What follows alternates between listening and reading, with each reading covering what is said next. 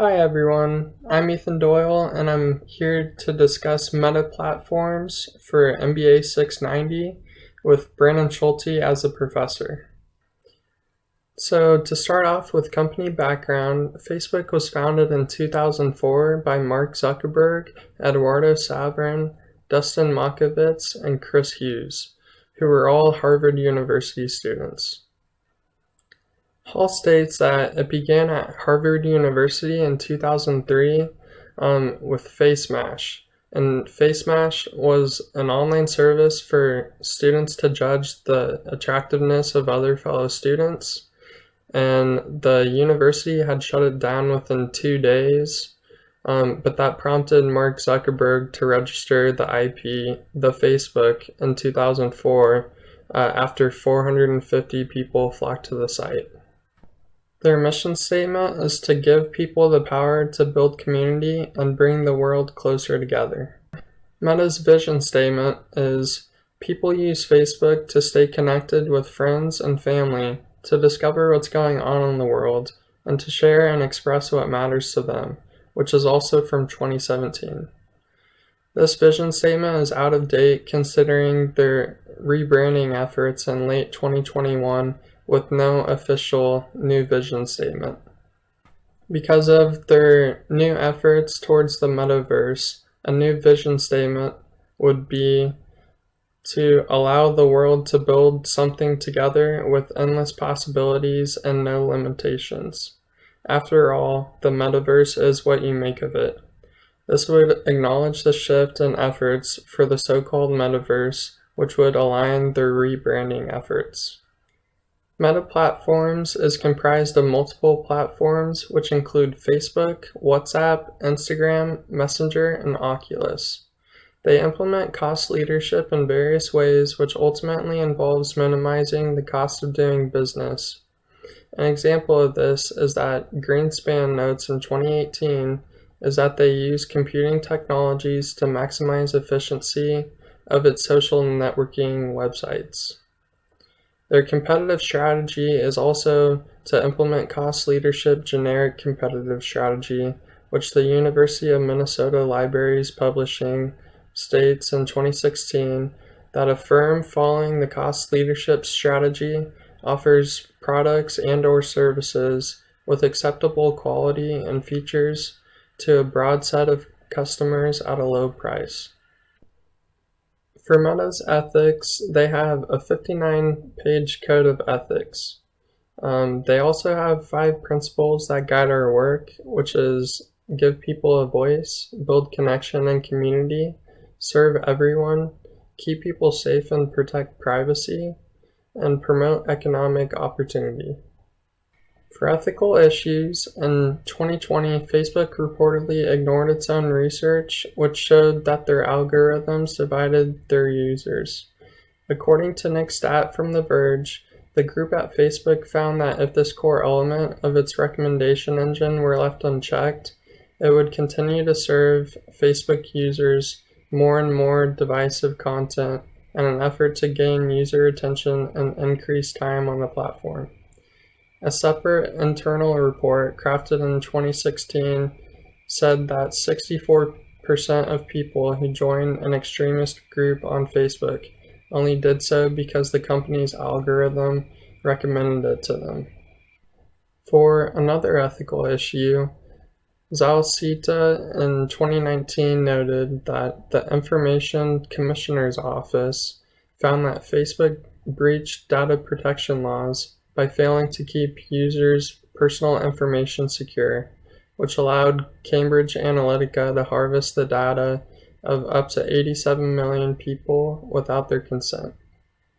There are 5 forces within Porter's 5 forces model, with competitive rivalry, threat of new entrants, threat of substitute products, bargaining power of suppliers, and bargaining power of buyers. There are various competitors within Meta's ventures, from social media platforms to the future metaverse. This shows a clear competitive rivalry. For social media platforms, the most notable competitors would be Snapchat, TikTok, and Twitter. For the supposed metaverse of tomorrow, The competitors would most likely be Microsoft and Apple, due to their heightened ability to execute things at a high level while also having a very strong understanding of technological capabilities and capital resources.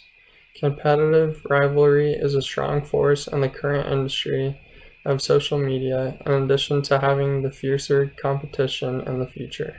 For the threat of new entrants, I would consider that a weak to moderate force, considering a rise in popularity in TikTok in recent years. Although Meta remains number one on the list of most users on a platform. For the metaverse, the threat of new entrants could be a very strong force if certain well-known companies decide to enter into that market space. Although the metaverse will require a lot of capital for research, investing, and mergers and acquisitions that must be made in the future, which Meta has already gotten a head start on. For the threat of substitute products, it remains to be a strong force for both industries, because after the COVID-19 pandemic, there has been somewhat of a social shift to spend time with one another in person and to make an effort to see one another in person. Other substitutes would be to go on a walk, to watch a movie, to go to a restaurant, or simply do anything that would allow you to have another human interaction. The bargaining power of suppliers is a weak force within the social media industry.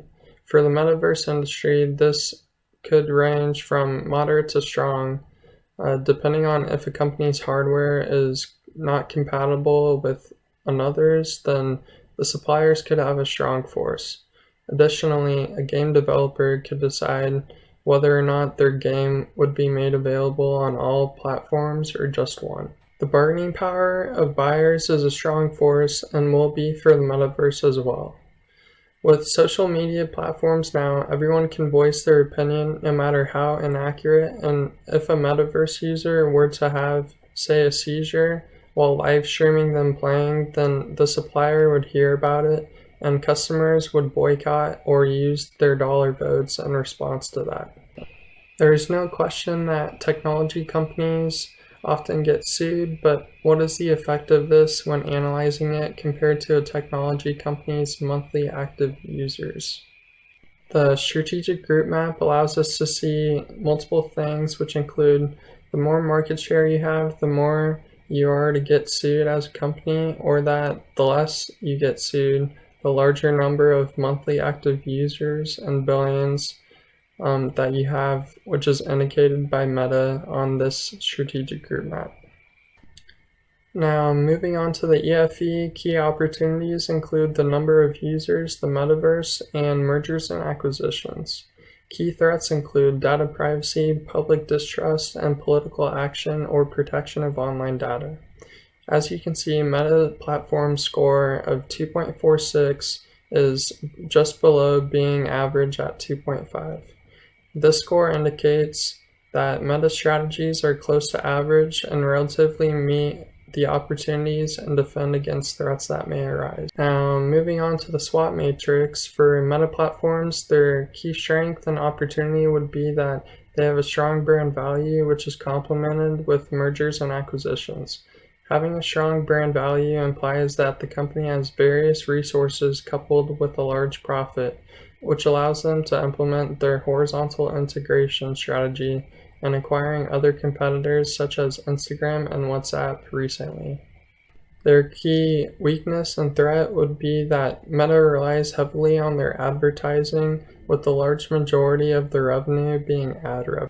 Now, for the CPM matrix, the CPM shows that Meta is certainly stronger than its competitors in the metaverse industry, simply due to their ability to act currently with some notable mergers and acquisitions that have already been processed, as well as their public announcement of their newfound importance and predictions of the metaverse. Microsoft and Apple will be very close players when the time is right for them to truly enter into the market. While there are some notions that indicate their future involvement, Meta would be near a similar score to Microsoft and Apple, although their horizontal integration strategy has certainly propelled them to be above average for their position and considering the metaverse. Onto the IFE, Meta's key strengths are that they have a strong brand value and market dominance. Their brand is valued at $935.64 billion, which is according to company's market cap from 2022. Their company value has nearly tripled from 2018 with a market cap of $374 billion. Meta's second key strength would be market dominance. During the fourth quarter in 2021, Meta stated that 3.59 billion users used one of their core products every month. In terms of global population, this is approximately 45% of the 7.9 billion global population, according to Worldometers, using one of Meta's many platforms each month. Key weaknesses include Meta's reliance upon ad revenue, as well as having a negative public perception. Meta, formerly known as Facebook, has received backlash throughout the years countless times due to their negligence of users' privacy. How Meta handles privacy concerns is in their hands, and they are at a risk of losing popularity because of it. The total number of users on Facebook declined from 1.93 billion to 1.29 billion. In 2022, Taylor states that this would take nearly 900 years for Facebook to be used by no one. With an overall score of 2.69, Meta is slightly above average at maximizing their strengths and minimizing their weaknesses. The BCG matrix reveals that Meta Platforms truly only has 3 sources of income.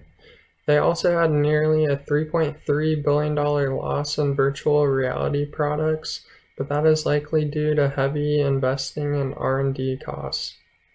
Virtual reality was not included in their 10K annual report for 2021, as well as any footnotes, which is why it's not included in this chart.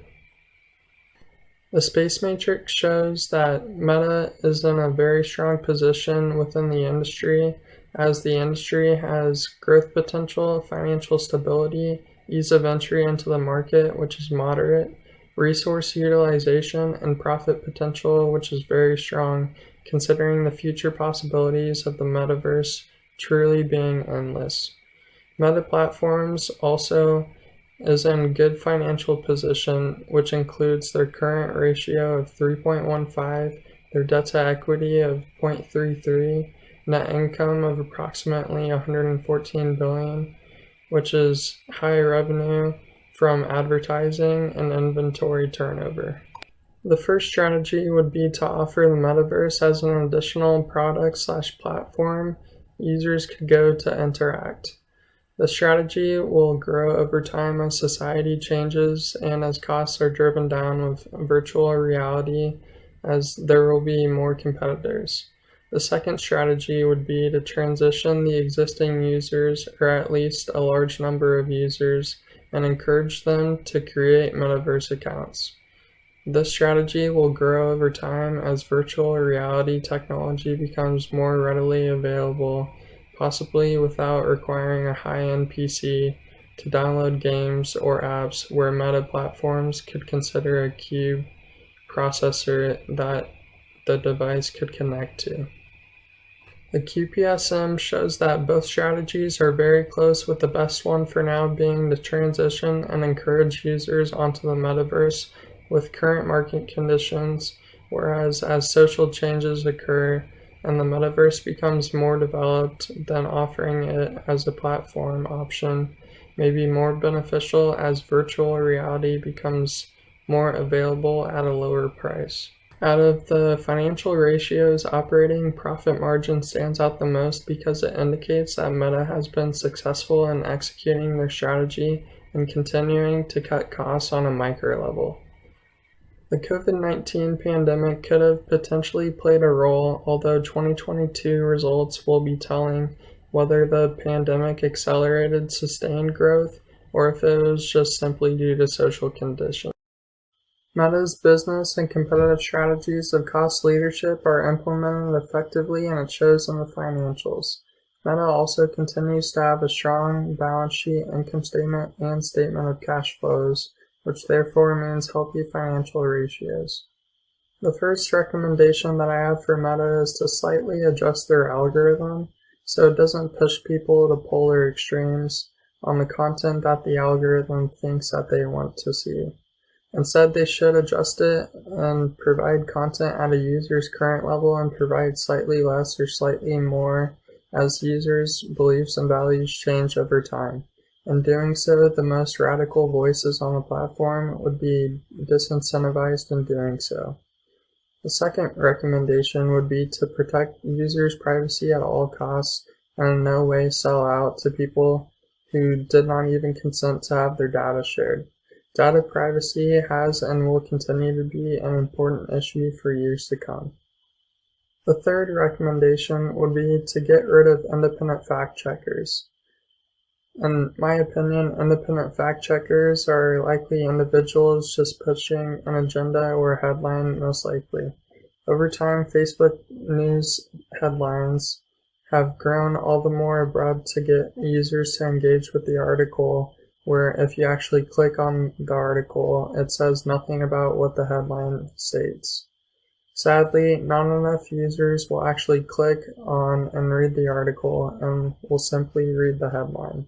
The fourth recommendation would be for Meta to actually follow their code of conduct and not pursue user engagement to have more ad revenue, but to truly build a community and bring people together, which is stated in their mission statement. Also, continue investing heavily in metaverse hardware and technologies with their horizontal integration strategy and acquire others who have the hardware to connect senses together, such as a walking platform, gloves, and/or a bodysuit. When developing the metaverse, they could save money by creating environments now for such hardware to interact with one another, as opposed to having to go back and redevelop experiences, which could be costly. I believe Meta platforms will continue their strategy to lower costs while also continuing to invest in the so-called metaverse, which Mark Zuckerberg himself has stated that he believes will be the Internet 2.0.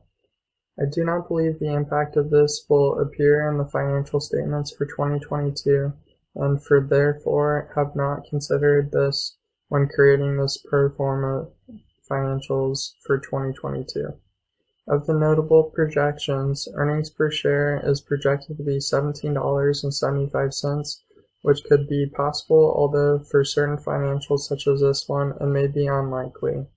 At a certain point, Meta may hit a threshold, although the metaverse could significantly delay the inevitability of this as seen with the business life cycle.